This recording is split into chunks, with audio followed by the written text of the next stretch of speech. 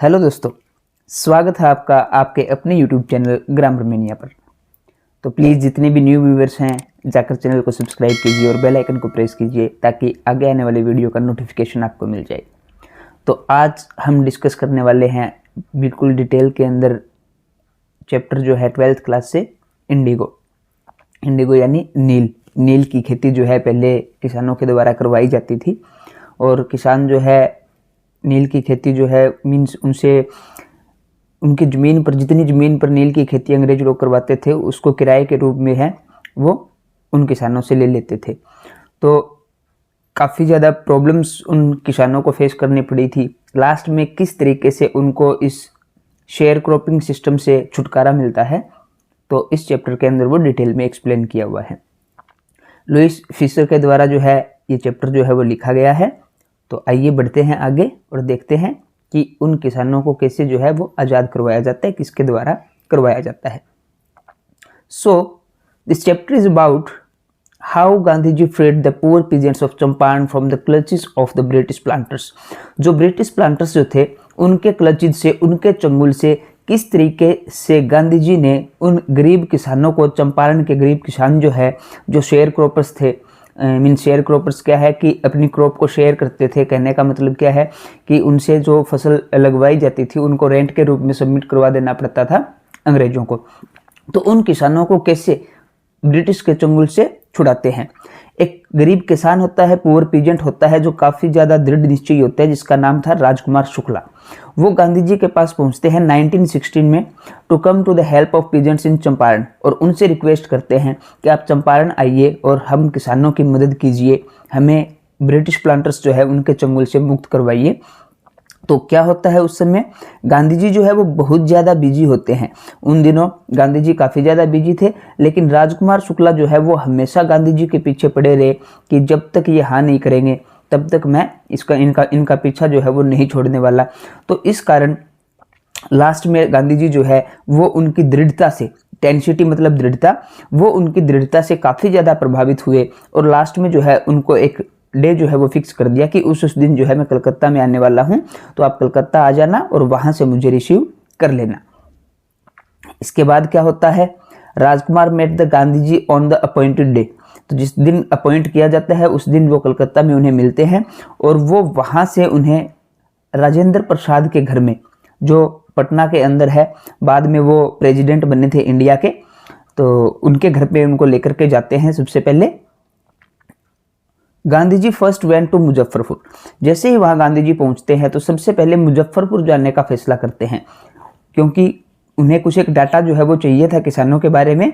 तो to collect the information about the plight of peasants, तो किसानों की जो दुर्दशा थी उसके बारे में जानकारी जुटाने के लिए वो सबसे पहले मुजफ्फरपुर जाते हैं।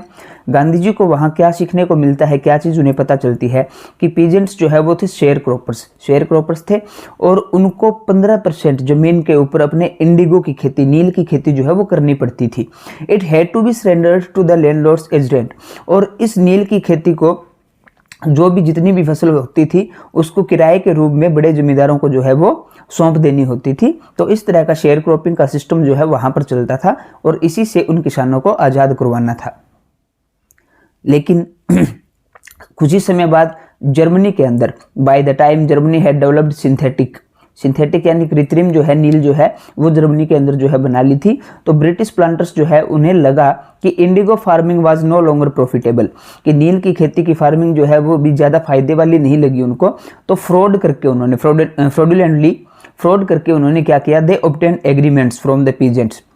उन्होंने किसानों से, जो गरीब किसान जो थे उनसे एग्रीमेंट लिखवा लिए रिटर्न के अंदर कि वो उन्हें कंपनसेशन जो है इंस्टेड ऑफ प्लांटिंग इंडिगो, यानी कि चार्जेज पैसे जो है वो इंडिगो नहीं लगाएंगे, लेकिन उन्हें कुछ पैसे जो है, कुछ रुपए जो है वो उनको देने पड़ेंगे। तो इस तरह की जो है सिचुएशन उनके सामने खड़ी कर दी। कुछ एक किसान जो इलिटरेट थे, जो पढ़े लिखे नहीं थे, उन्होंने साइन कर दिए एग्रीमेंट के ऊपर। कुछ एक जो पढ़े लिखे थे उन्होंने विरोध किया, they protested and went to the court with lawyers, और वो कोर्ट में चले गए वकीलों को लेकर के। उसके बाद क्या होता है, गांधी जी जो है वो चंपारण पहुंचते हैं। Gandhi ji arrived in Champaran, he met many prominent lawyers, काफ़ी मुख्य वकील जो थे बड़े बड़े वकील जो थे उनसे वो मिलते हैं, जिसमें से नाम कुछ मेंशन किए हुए राजेंद्र प्रसाद जी से मिलते हैं, ब्रिज किशोर बाबू से मिलते हैं, मौलाना मजरुल हक इनसे मिलते हैं और बाकी और भी कई। First they decided that peasants must be rid of their fear. तो सभी मिलकर के मीटिंग करते हैं और ये फैसला लिया जाता है कि सबसे पहले तो हमें इन किसानों को के अंदर से डर को जो है वो निकालना पड़ेगा। अंग्रेज लोगों से इतने ज़्यादा ये डरते जो है, तो पहले इस डर से जो है वो हमें इनको आज़ाद करवाना पड़ेगा, उसके बाद ही आगे का काम जो है वो हो सकता है। गांधी जी जो है वो क्या करते हैं, बहुत से गवर्नमेंट ऑफिशियल्स से उनकी मुलाकात होती है। They try to bully them, वो उन्हें धौंस दिखाते हैं। पहले वो त्रिहुट के अंदर जाते हैं, वहाँ से उनको जाने के लिए बोलते हैं, उसके बाद चंपारण छोड़कर जाने के लिए बोलते हैं, लेकिन गांधी जी जो है वो इस चीज़ का उल्लंघन करते हैं। बोलते हैं कि मेरे ही देश में आप मुझे यहाँ से जाने के लिए नहीं बोल सकते कि कहाँ जाना है कहाँ नहीं जाना, वो हम इंडियंस जो है वो हमें अच्छे से पता है, तो आप हमारे ऊपर ऑर्डर जो है वो नहीं दिखा सकते। इसके बाद गांधी जी और बाकी लॉयर्स जो हैं, बाकी वकील जो हैं, उन्होंने एविडेंसेस जो है, प्रमाण जो है, प्रूफ जो है वो इकट्ठे करना शुरू कर दिए जो अन्याय शेयर क्रॉपर्स के साथ हो रहा था उसके खिलाफ। बहुत से थाउजेंड्स ऑफ पीजेंट्स, हजारों किसानों ने रिटर्न के अंदर स्टेटमेंट दिए थे और at last the landlords agreed to pay back the illegal collected compensation. और जो फ्रॉड करके उन्होंने नील की खेती के बदले जो रुपए किसानों से ऐंठ रखे थे, तो उन्होंने क्या किया, लास्ट में जो है लैंडलॉर्ड्स जो है, बड़े जमींदार जो है वो एग्री हो गए, सहमत हो गए कि हाँ जो इलीगली हमने कलेक्ट किया है हम ये किसानों को वापस लौटा देंगे। तो जो रिप्रेजेंटेटिव थे किसानों के, उन्होंने जो बड़े बड़े जमींदार जो थे, तो उन्होंने क्या किया, उन्होंने कहा कि हम 25% जो है पैसा जो है वो वापस लौटाने को तैयार हैं, और 25% के ऊपर ही गांधी जी जो है वो सहमत हो गए और thus the deadlock was ended. इस तरह ये गतिरोध जो है वो टूटा। इसके बाद Gandhi ji explain that the amount of refund was not important. Gandhi ji ने अपने सभी फॉलोअर्स से क्या चीज़ एक्सप्लेन करने की कोशिश की कि जितना पैसा रिफंड किया है वो इतना इम्पोर्टेंट नहीं है। इम्पोर्टेंट क्या था उनके लिए कि लैंडलॉर्ड्स जो है उनको पैसा तो सरेंडर करना पड़ा ही पड़ा, लेकिन साथ में अपना स्वाभिमान जो है, प्रेस्टाइज जो है वो भी उन्हें सरेंडर करना पड़ा। ये चीज़ ज़्यादा इंपॉर्टेंट थी। तो पीजेंट्स जो है, किसानों ने क्या देखा, दैट दे हैड राइट्स, कि उनके खुद के अधिकार है और उनके पक्ष रखने वाले लोग भी, उनके डिफेंडर्स भी, उनके रक्षक भी हैं। उनको थोड़ा साहस मिला। With in a few years, कुछ ही सालों के बाद British planters left there state. तो ब्रिटिश प्लांटर्स जो है वो वहाँ से चले गए और ये जगह जो है वापस किसके पास आ गई, गरीब किसानों के पास ये जगह वापस, ये खेत जो है वो वापस उन्हें मिल गए। This struggle occupied a year of Gandhi ji's life. यह संघर्ष जो है लगभग 1 साल गांधी जी को लगा। He also kept an eye on his ashram in Ahmedabad. और वहाँ पर काम करते करते गांधी जी जो है वो लेटर वगैरह लिखते रहते थे अपने आश्रम में, जो कि अहमदाबाद के अंदर था।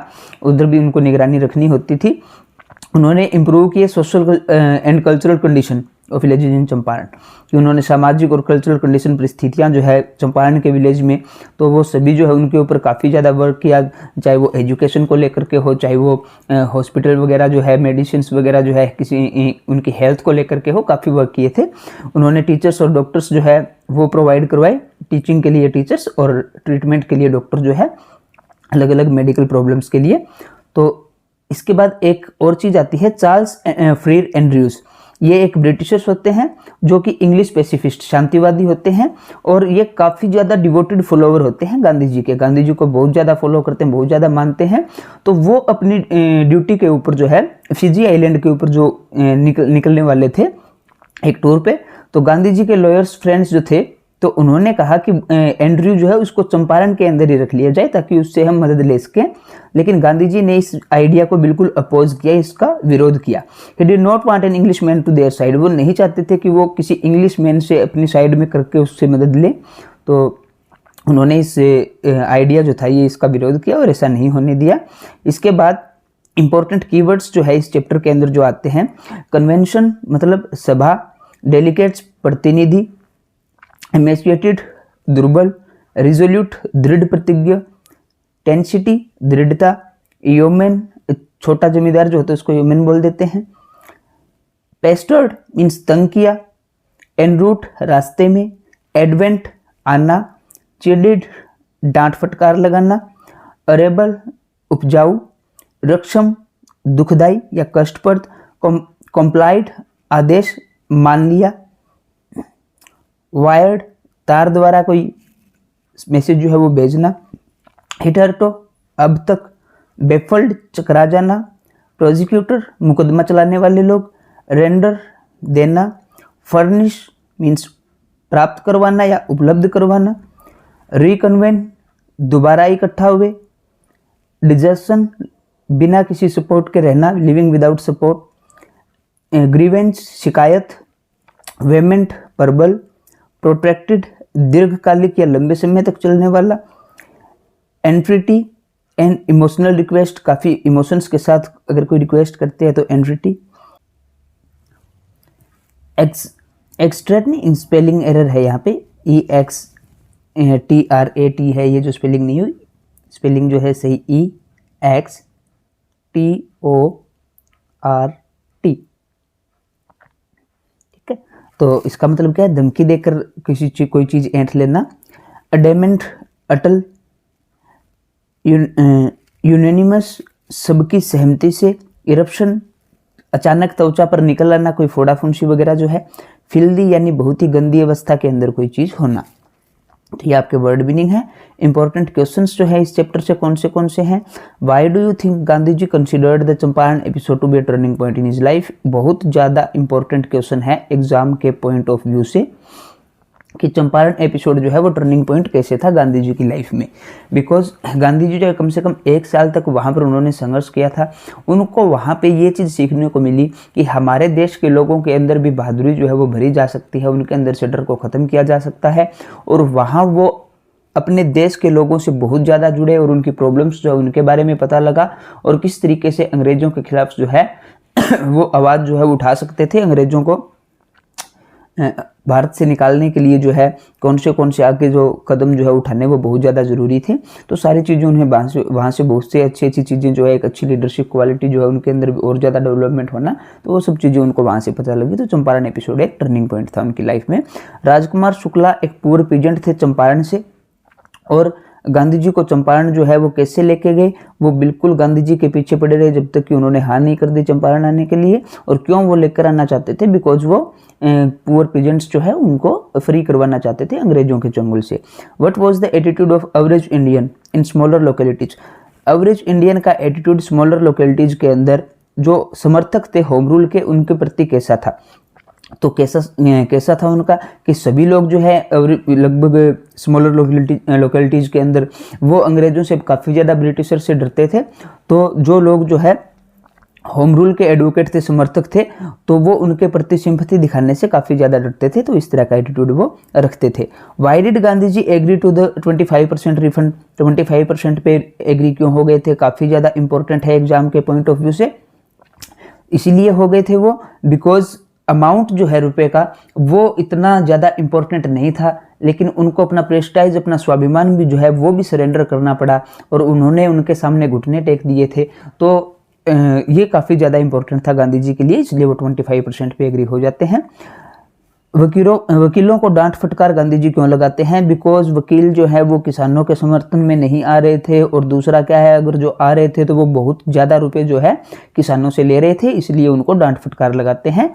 6th क्वेश्चन जो लास्ट है, क्या होता है जब गांधी जी जो है राजेंद्र प्रसाद के घर में पहुंचते हैं। तो राजेंद्र प्रसाद के घर में जब पहुंचते हैं तो राजेंद्र प्रसाद घर पे नहीं होते, उनका सर्वेंट घर पे होता है, और वो उन दोनों राजकुमार शुक्ला और गांधी जी उनको ज़मीन पर बैठने के लिए बोलते हैं, और अनटचेबल जो है उन्हें समझ लेते हैं गांधी जी को, और वहाँ से वाटर जो है उनके कुएं से पानी भी निकालने नहीं देते वो। तो ये इंसिडेंट जो है उनके घर पे जाते हैं तब होती है। कुछ और इम्पोर्टेंट पार्ट जो है चैप्टर से, मोतिहारी नाम की एक जगह थी MOTI, वहाँ पर बहुत से लोग जो है थाउजेंड्स की संख्या में जो है गांधी जी के लिए इकट्ठा हो गए थे। जब अथॉरिटीज़ के साथ उनका कोई वाद विवाद हुआ था या उनको जाने के लिए बोल रहे थे, उनके ऊपर केसेज वगैरह लगा रखे थे, तो बहुत से लोगों की भीड़ को देख करके फिर लोगों ने उन्होंने क्या सोचा, अथॉरिटीज़ ने उनके केसेज वगैरह जो है वो सारे वापस ले लिए थे। लगभग 2301 डेलीगेट्स प्रतिनिधि जो है वो एनुअल कन्वेंशन जो हो रहा था इंडियन नेशनल कांग्रेस पार्टी का लखनऊ के अंदर, तो इतने प्रतिनिधि जो है वहाँ पर आए हुए थे। गांधी जी जो है जब मुजफ्फरपुर पहुँचते हैं 15 अप्रैल 1917 को पहुँचते हैं, जहाँ पर JB कृपलानी जो है आर्ट्स कॉलेज से थे वो मुजफ्फरपुर के, और उनको पहली बार गांधी जी ने जो है टैगोर शांति निकेतन स्कूल के अंदर देखा था। वो क्या कर रहे थे, वो इंतजार कर रहे थे उनका स्टेशन पर जेबी कृपलानी जब वो मुजफ्फरपुर पहुंचते हैं। और he stayed there at the house of professor Malkani. Professor Malkani के घर पे जो है वो रहते थे, एक गवर्नमेंट स्कूल टीचर थे, तो उनके घर पर वो जाके रहे थे। जे.जेड होज ये कौन थे, एक ब्रिटिशर्स थे, और जो चंपारण का एपिसोड जो था उसको बिल्कुल बारीकी से सारा का सारा एपिसोड उन्होंने ऑब्जर्व किया था। मोतीहारी जो है वो कैपिटल है चंपारण की, और चंपारण के अंदर जो हेल्थ इम्प्रूवमेंट के लिए गांधी जी ने क्या क्या चीज़ें जो है वो प्रोवाइड करवाई थी। तो अगर जीभ के ऊपर कोटेड यानी दाने बने हुए हैं या धब्बे बने हुए हैं तो कैस्टर ऑयल उनको दिया जाता था।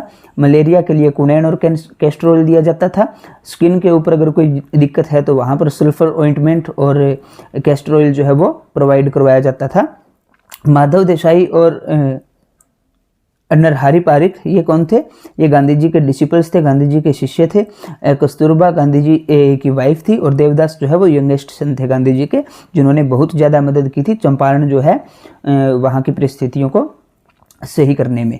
तो आई होप सो कि पूरा का पूरा चैप्टर जो है आपको अच्छे से क्लियर हो गया होगा, और कौन से इंपॉर्टेंट क्वेश्चंस जो है इसके अंदर मैंने सभी जो है यहाँ पे डाल रखे हैं, और इम्पॉर्टेंट वर्ड मीनिंग जो है वो भी यहाँ पर, और सबसे ज़्यादा इंपॉर्टेंट इस चैप्टर की डिटेल के अंदर समरी जो है। तो आई थिंक सो कि कोई भी पार्ट जो है इसका नहीं छूटा होगा। तो नोट्स जो है आपको टेलीग्राम चैनल ग्रामर मेनिया के ऊपर प्रोवाइड करवा दिए जाएंगे, लिंक जो है आपको उसका डिस्क्रिप्शन में मिल जाएगा, वहाँ से आप PDF जो है वो डाउनलोड कर सकते हो। तो आई होप सो आपको चैप्टर अच्छे से क्लियर हो गया होगा। तो प्लीज़ ज़्यादा से ज़्यादा संख्या में वीडियो को शेयर कर दीजिए, ताकि सभी स्टूडेंट्स जो है इस चैप्टर को पढ़ सके। एग्जाम का टाइम जो है वो काफ़ी नज़दीक है, तो अच्छे से आप अपनी तैयारी जो है कीजिए, और आई होप सो कि बिल्कुल आप सबसे अपनी बेस्ट परफॉर्मेंस जो है इस एग्ज़ाम के अंदर जो है वो देंगे, और काफ़ी अच्छे मार्क्स जो है सभी बच्चे स्कोर करेंगे। सो थैंक यू, बने रहिए मेरे साथ और सीखते रहिए ग्रामर मेनिया पर।